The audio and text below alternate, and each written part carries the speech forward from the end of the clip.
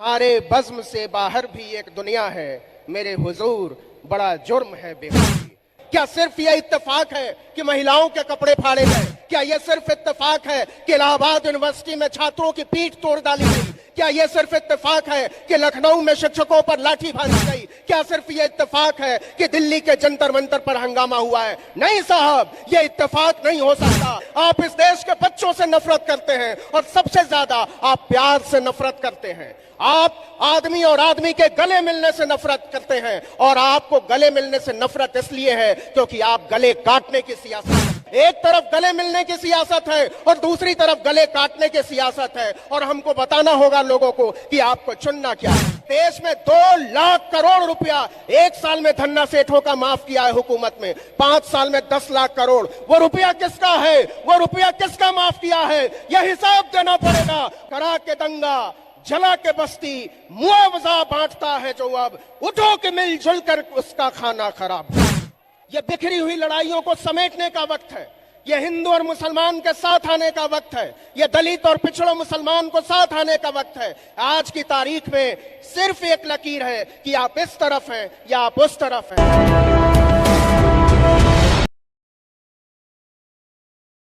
ये जो इंडिया है, यह हुजूर के माथे पर चढ़ गया है। वो इंडिया उन्हें सोने दे रहा है, न जागने दे रहा है, न बैठने दे रहा है, न उठने दे रहा है, न खाना खाने दे रहा है। तो इस बार लड़ाई इंडिया की लड़ाई है। इस बार इंडिया की लड़ाई उन लोगों से लड़ाई है जो भारतीयता के खिलाफ है, जो भारत के विचार के खिलाफ है, जो आइडिया ऑफ इंडिया के खिलाफ है। और इसके लिए सबसे ज्यादा हमला बोला जा रहा है नौजवानों पर, सबसे ज्यादा हमला बोला जा रहा है महिलाओं पर। क्या सिर्फ यह इत्तेफाक है कि महिलाओं के कपड़े फाड़े गए? क्या यह सिर्फ इत्तेफाक है कि इलाहाबाद यूनिवर्सिटी में छात्रों की पीठ तोड़ डाली गई? क्या यह सिर्फ इत्तेफाक है कि लखनऊ में शिक्षकों पर लाठी भांजी गई? क्या सिर्फ यह इत्तेफाक है कि दिल्ली के जंतर मंतर पर हंगामा हुआ है? नहीं साहब, यह इत्तेफाक नहीं हो सकता। यह जानबूझकर किया जा रहा है। यह भारत के नौजवानों के खिलाफ, यह आइडिया ऑफ इंडिया के खिलाफ, यह भारत के विचार के खिलाफ भारत की सरकार की साजिश है जिससे लड़ाई का मुकाबला का जोम आपको भरना है। आप नौजवानों से नफरत करते हैं, आप इस देश की औरतों से नफरत करते हैं, आप इस देश के बच्चों से नफरत करते हैं और सबसे ज्यादा आप प्यार से नफरत करते हैं। आप आदमी और आदमी के गले मिलने से नफरत करते हैं और आपको गले मिलने से नफरत इसलिए है क्योंकि आप गले काटने की सियासत करते हैं। तो लकीर बड़ी साफ है, एक तरफ गले मिलने की सियासत है और दूसरी तरफ गले काटने की सियासत है। और हमको बताना होगा लोगों को कि आपको चुनना क्या है। आज जो यूनिवर्सिटीज में फीस बढ़ाई जा रही है, आज जिस तरीके से शैक्षणिक संस्थानों पर हमला किया जा रहा है, चुन चुन कर इस देश के संस्थानों को बदनाम किया जा रहा है। आपने जेएनयू को बदनाम करने का अभियान छेड़ा, आपने अलीगढ़ मुस्लिम यूनिवर्सिटी को बदनाम करने का अभियान छेड़ा, आपने जामिया मिलिया इस्लामिया को बदनाम करने का अभियान छेड़ा। यह अभियान क्यों? क्योंकि आपको पता है कि इस देश के नौजवान, इस देश के पढ़े लिखे बच्चे, इस देश में पढ़ाने वाले अध्यापक अगर वो सड़कों पर उतर गए तो आपका तख्ता पलट कर रख देंगे। और इसलिए आप इस देश के हर नामी यूनिवर्सिटी पर ताला लगा देना चाहते हैं। क्या इस देश की हुकूमत, क्या इस देश की सत्ताधारी पार्टी किसी गुंडे मवाली के खिलाफ है? क्या किसी भ्रष्टाचारी के खिलाफ है? क्या किसी दागी के खिलाफ है? नहीं, आप पढ़ने लिखने वालों के खिलाफ है, आप सोचने वालों के खिलाफ है, आप भाषण देने वालों के खिलाफ है, आप लेख लिखने वालों के खिलाफ है, आप गीत गाने वाले लोगों के खिलाफ है। और लकीर बिल्कुल साफ है कि एक तरफ वो लोग हैं जिनके खिलाफ आप लड़कर भारत का माहौल बनाना चाहते हैं और एक तरफ वो लोग हैं जो सचमुच में इस भारत के प्रतिनिधि हैं। इस देश में आप एक नई संसद बनाना चाहते हैं। आप सोचते हैं कि संसद कोई इमारत है। इस देश के महामानवों की सोच यह है कि संसद ईंट गारे का कोई मकान है, कोई ढांचा है। नहीं साहब, इस देश की संसद इस देश के लोगों की इच्छाओं की, उनके अरमानों का, उनके विचारों का, शांति, प्रेम, भाईचारे, मानवता, न्याय और बंधुत्व का प्रतिनिधि सदन है। और उस सदन में बैठने वाले लोगों की आवाजें दबाई जा रही हैं।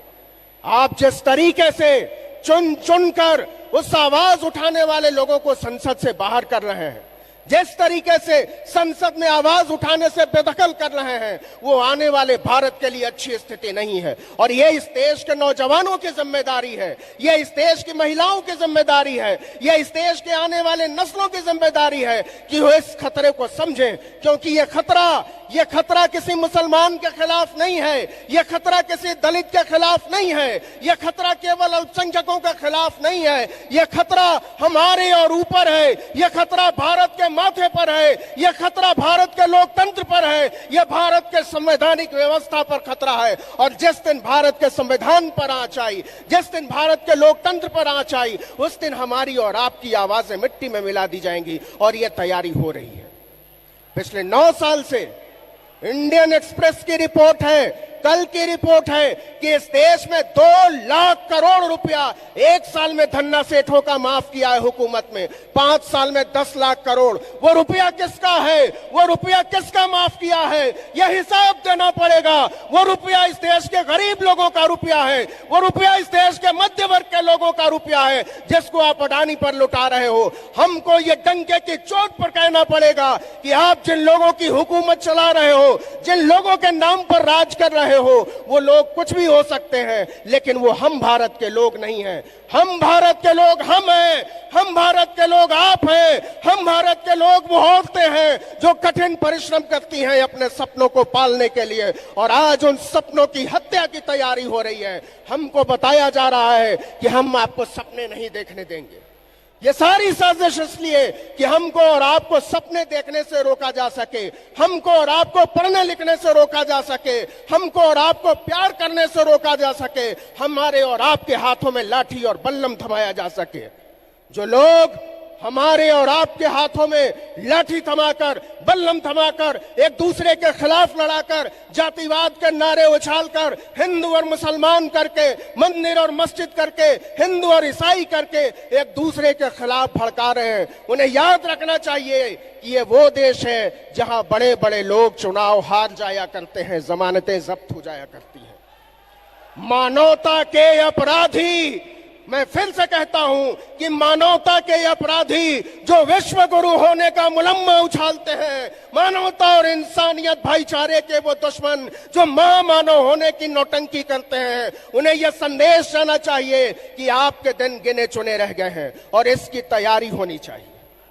ये लड़ाई कोई छोटी लड़ाई नहीं है, ये लड़ाई हमारी और आपकी लड़ाई नहीं है, ये लड़ाई केवल 140 करोड़ लोगों की लड़ाई नहीं है, ये लड़ाई इस देश की आने वाली नस्लों की लड़ाई है, जो आने वाले दिनों में हमसे और आपसे सवाल करेंगी कि जब इस देश के बैंकों को बर्बाद किया जा रहा था, जब इस देश की गलियों में धर्म के नाम पर लोगों को मारा काटा जा रहा था, जब एक दूसरे के खिलाफ भड़काया जा रहा था, तब आप क्या कर रहे थे? ये सवाल जब हमारी आने वाली नस्लें हमसे पूछेंगी तो कहीं हमारी नजरें झुकी ना हो, कहीं हम शर्मिंदा ना महसूस करें, कहीं हम अफसोस ज़दा ना महसूस करें। इसलिए जरूरी है कि लड़ा जाए, इसलिए जरूरी है कि गीत गाए जाएं, इसलिए जरूरी है कि हर जुल्म के खिलाफ बोला जाए, इसलिए जरूरी है कि वो लोग जो अचानक से गांधी का नाम आने से बिलबिला उठते हैं, उनकी आंखों में डालकर पूछा जाए कि जब भारत की आजादी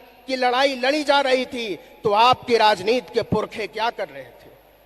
आप कहते हो कि गांधी ने नारा दिया था क्विट इंडिया मूवमेंट का, एक नारा मैं देता हूं। पहले तो आप ये बताइए कि 1942 में जब ये नारा भारत के खेत खलिहानों में उछल रहा था, तब आपके पूर्वज क्या कर रहे थे?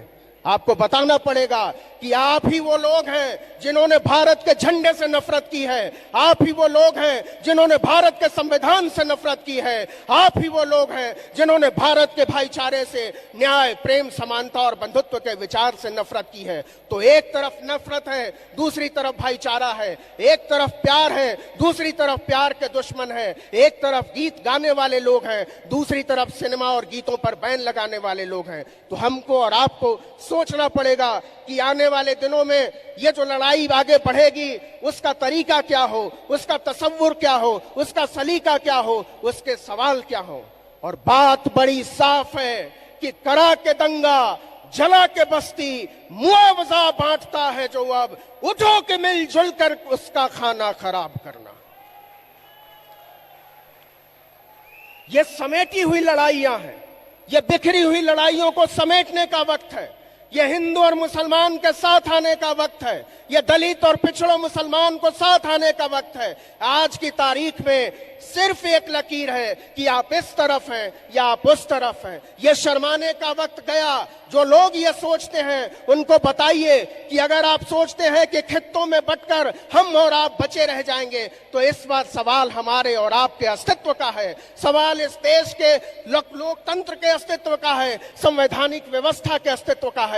और इन सब को बचाने के लिए जरूरी है कि इस देश में एक तरफ भारत हो और दूसरी तरफ भारत के खिलाफ खड़े हुए लोग, और उनको बताया जाए कि आप भारत के खिलाफ थे। ये बात पूरी दुनिया में जानी चाहिए, क्योंकि यूरोप की संसद में सवाल उठता है मणिपुर पर, इंग्लैंड की संसद में सवाल उठता है मणिपुर पर, लेकिन भारत की संसद में जिन लोगों को जवाब देने की जवाबदेही थी वो लोग आज तक भागते फिर रहे हैं। उनको पकड़ने की जरूरत है। और ये केवल मणिपुर का सवाल नहीं है। आप लिख लीजिए इस बात को, आने वाले दिनों में वो हर एक सूबे को मणिपुर की तरह बनाना चाहते हैं, मिजोरम की तरह बनाना चाहते हैं। क्योंकि जब संविधान की व्यवस्था पर आंच आएगी तो क्या बिहार, क्या मध्य प्रदेश, क्या राजस्थान, क्या छत्तीसगढ़ और क्या बंगाल।